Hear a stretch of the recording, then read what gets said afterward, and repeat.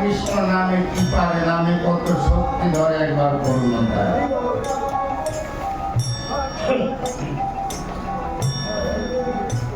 আপন লীলা সাঙ্গ করিতে ভঙ্গ কানাই, নবদ্বীপের সখীর ঘরে আসিলেন নিমাই। দীনবান ঠাকুরাইতে আপনি ভগবান, পুষ্পবন্ত কলি জীবের লাগে হইলা অধিষ্ঠান। যাকে দেখে তাকে বলে লহ কৃষ্ণ নাম, নাম ও প্রেমে মাতাইলেন নবদ্বীপ। আপনাদের আছে জানায় বিশ্বভুবনে যত যত ভালো কার্য সাধিত হয়েছে, বাধা ছাড়া কোনো কার্য সম্পাদিত হয় না। ঠিক তেমনি মতো মহাপ্রভুর চরণ তলে যখন হাজার হাজার ভক্তজন, বৈষ্ণবজন, মহাজন আশ্রয় করেছে গ্রহণ, নবদ্বীপের পণ্ডিত সমাজ একজন আর একজনকে ডেকে বলে, ভাই আর কোনো উপায় নাই, সমাজ থেকে নিমাইকে বহিষ্কার করা যায়। 101 পণ্ডিত দল বেঁধে উপনীত হলো মহাপ্রভুর ভবনে। ওরা দাম্ভিক করে ডাকে নিমাই বলে, মহাপ্রভু বলে না, গৌরাঙ্গ দেব বলে না। ডাক দেয় নিমাই, মহাপ্রভু ছিল ঘরে, ছুটে এলো বাইরে। ব্রাহ্মণ পণ্ডিত করিয়া দর্শন, বলে বস্ত্র নিয়ে আহ্বান করছেন, আসুন আসুন গ্রহণ করুন। একজন পণ্ডিত বলে, নিমাই তোমার আঙিনায় বসা যাবে না। যাবে না? না, কারণ তোমার জাত মরে গেছে। মহাপ্রভু এসে বলেন, চমৎকার, জাত আবার মারা যায়, আপনাদের আগমনের কারণ? একজন পণ্ডিত বলল, নিমাই তোমাকে সমাজ থেকে বহিষ্কার করতে এসেছি আমরা। মহাপ্রভু বলেন, আপনারা কৃপা করে এসেছেন, চরণ ধুলে দিয়েছেন, আমাকে জাত থেকে বহিষ্কার না করে জাতে তোলা যায় এমন একটা পথ বের করা যায় না। একজন পণ্ডিত বলে, যায় কিভাবে? 101 পণ্ডিত ব্রাহ্মণ সেবা দিলে তুমি জাতে উঠতে পারবে। মহাপ্রভু এসে বললেন, চমৎকার, 101 পণ্ডিত ব্রাহ্মণ সেবা দিলে যদি জাতে ওঠা চলে, কে জাতে না ওঠে আমি জাতে উঠি। আরেকজন পণ্ডিত বলে, নিমাই শুধু সেবা দিলে হবে না, আরো কাজ আছে। কি? প্রত্যেকটা ব্রাহ্মণকে একটা স্বর্ণের থালা আর একটা স্বর্ণের গ্লাস উপহার দিতে হবে। মহাপ্রভু বললেন, তাই দেব। আরেকজন পণ্ডিত বলল, নিমাই তোমায় যে বিরাট আঙ্গিনা, এই আঙ্গিনায় 101টা ছোট ছোট কুটির বেঁধে রাখবে। যে যার কুটিরে বসে করবে রন্ধন, যে যার কুটিরে বসে করবে সেবা। মহাপ্রভু বললেন, তাই হবে। যথা দিনে যথা সময় প্রভাত বেলায় 101 পণ্ডিত ব্রাহ্মণ মহাপ্রভু অঙ্গনে দেখা দেয়। ওরা দেখছে উকি দিয়ে যার যার নয়নে 101টা কুটির বাঁধা আছে মহাপ্রভুর অঙ্গনে। ওরা একজন আর একজনকে বলে, ভাই নিমাইতে বড় মাপের একজন জাদুকর, এতে কোনো সন্দেহ নেই। কখনো ভগবান বলে না, বলে জাদুকর। দেখেছিস একদিনের ভিতরে 101টা কুটি। ওরা উঠে দিয়ে দেখি বারে বারে প্রত্যেকটা ঘরে স্বর্ণের থালা, স্বর্ণের গ্লাস একেবারে। আর রান্নার সামগ্রী যা দেখতে পায়, একজনকে একজন আর একজনকে বলে, ভাই এত কিছু রন্ধন করতে অনেক সময় চাই, সব শ্রানে দেয়।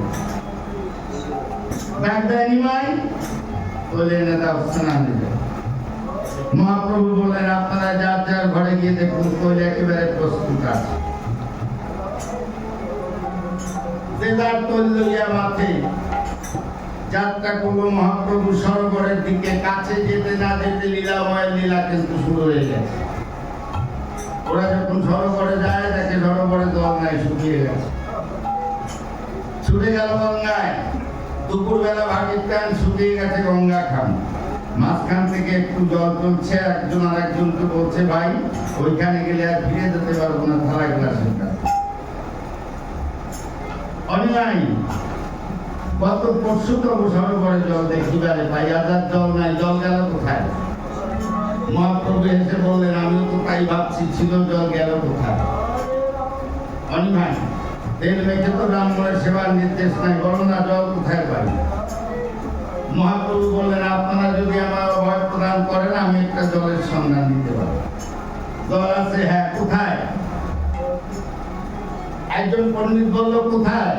মহাপ্রভু বললেন জল আছে একমাত্র রহিদাস মতি চৌবাচ্চায়, কথা বলো। একজন আর একজনকে বলে ভাই যাতে তুলতে এসে নিজেরাই কি তার ডুবে যায়। মহাপ্রভু বললেন আপনারা কৃপা করে এসেছেন, চরণ ধরে দিয়েছেন, আমাকে যাতে তুলবেন বলেছেন। এইবার ওই দলে কাজ চলে এমন একটা পথ বের করা যায় না। একজন পণ্ডিত বলে যায় কিভাবে পাত্রের সাথে রজ্জু বাঁধতে হবে, চৌবাচ্চায় পাত্র ছেড়ে দিতে হবে। যদি চৌবাচ্চার সাথে পাত্রের সাথে টাচ না লাগে তাহলে ওই জলে স্নান করা চলবে। সিদ্ধান্ত রেখেছেন। মহাপ্রভু বলেন আপনারা যার ঘরে গিয়ে দেখুন পাত্রের সাথে রজ্জু একেবারে বাঁধাই আছে। একজন পণ্ডিত বললেন না তার মানে তুমি কে করে জানতে? মহাপ্রভু বলেন আমি সব জানি, একবার খুঁজে দেখুন আপনাদের অন্তর মন্দিরে থেকে আপনাদের মনের কথা আমি জানি। যে যার পাত্র লইয়া হাতে উপনীত হলো চৌবাচ্চার পাশে। প্রথম ব্রাহ্মণ যখন চৌবাচ্চায় পাত্র ছেড়ে দিয়েছে, দুষ্ট পবন ভিতরে ঢুকে একবারে পেটে ধাক্কা দিচ্ছে আর একবার একজন আর একজনকে বলে ভাই এই ঘটনা তুই আর আমি জেনেছি আর কেউ জানে না, চল আমরা এই জলে স্নান করি। সবাই করি এক কৌশল, ঢাললো মাথায় চৌবাচ্চার জল। তার ঘরে গিয়ে দেখে চাউল আছে, ডাল আছে, তরকারি আছে, শুকনো কাষ্ঠ আছে, স্বর্ণের থালা গ্লাস আছে, একমাত্র আগুন নাই। ডাকবেন সবকিছু রাখিয়ে এত ঘরে ঘরে আগুন এনে দাও রান্না করা। মহাপ্রভু বললেন আপনারা পণ্ডিত বিজ্ঞজন, আগুন দিয়ে করবো আপনাদের অসম্মানের চাকরিবাস। একজন পণ্ডিত বলল তার মানে কেন আপনাদের মুখে আছে ব্রহ্মগ্নি জানিয়ে দিন পারে। একজন পণ্ডিত বলল নিমাই মুখে আগুন টাগুন জ্বলবে না, আগুন এনে দাও রান্না চড়ায়।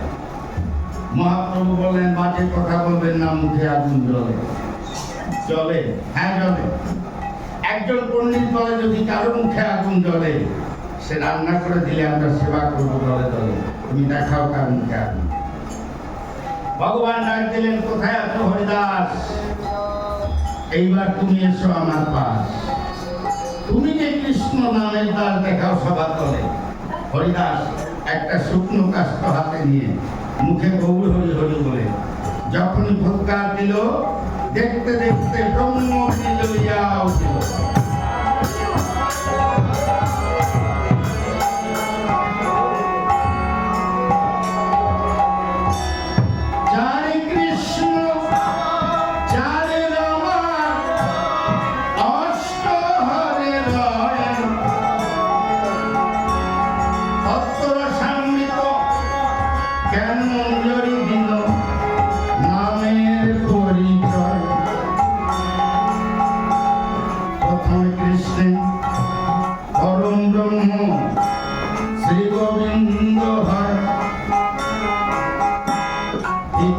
কৃষ্ণে বাসুদেব দিল নামে পরিচয়,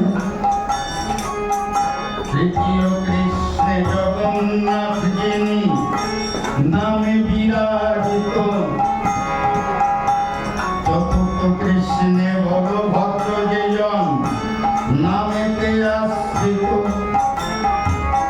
প্রথমে নামে প্রেমময়ী রাধা ঠাকুরানী, দ্বিতীয় নামে শ্রীলক্ষ্মী বসী নাম জপে আপনি, তৃতীয় নামে সরস্বতী বসী সখী কণ্ঠে গায়, চতুর্থ নামে কৃষ্ণ নাম করে ওই না সুভদ্রা,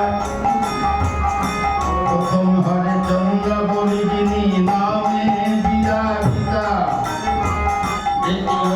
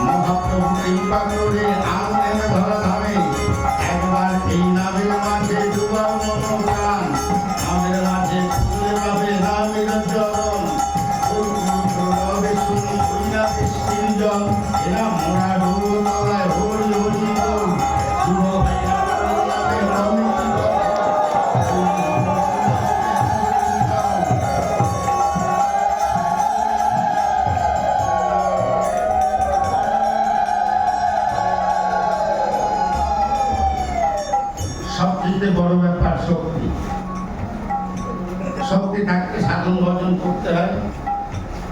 আমার থেকে ভালো লাগছে যেই বছর এই ডোবাতলার বুকে এসে দেখলাম কমিটির সজ্জন বৈষ্ণবজন মহাজন যারা সবাই ইয়াং জেনারেশনের মানুষ, এদের চিন্তা ভালো থাকে, এদের চেতনা ভালো থাকে। যখনই এদের কোনো পরামর্শের দরকার হবে তখন তো বাবা কাকা যারা আছে তাদের কাছে নেবে। আপনারা আশীর্বাদ করবেন যারা এই নামযজ্ঞে শ্রম দিচ্ছেন, যারা অর্থ দিচ্ছেন, যারা প্রেম দিচ্ছেন, ভালোবাসা দিচ্ছেন। আমি তখনকে চিনি, সবাইকে চিনি না। যারা এই বৃন্দাবন ধামে আছে সবাই সজ্জন বৈষ্ণবজন মহাজন যারা অর্থ দিয়েছেন, শ্রম দিয়েছেন, ভালোবাসা দিয়েছেন, প্রেম দিয়েছেন, ওদের জন্য আশীর্বাদ করবেন। এবছর নয়, পরবর্তী বছর নয়, জনম নয়, পরবর্তী জনম নয়, যতবার গোবিন্দ তাদের ধরা ধামে পাঠায় ততবারই যেন ওরা সাধু বৈষ্ণব চরণে আত্মনিবেদন করে।